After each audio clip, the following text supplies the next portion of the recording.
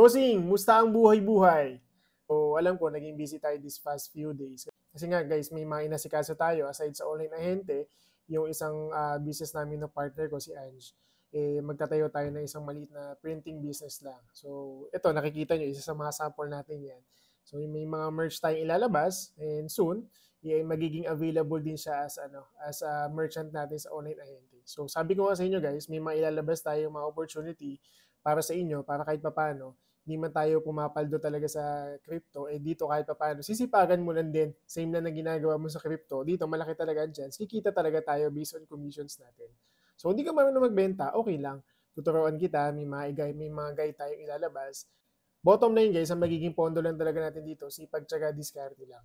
So, yun lang. So, i-workout natin, then para kahit papaano, yung papalapit na Pasko natin, at saka yung magiging holiday natin, kahit papaano, meron tayong cash. Hindi galing sa airdrop guys, pero galing dito sa negosyong ginagawa natin ngayon. So, yun lang. So, abang-abang kayo ha. Guys, lahat ng link natin nasa bio. So, i-double check nyo lang yan every time, every now and then. Then, kung may mga questions kayo, huwag kayong mahiyang magtanong. So, yun lang.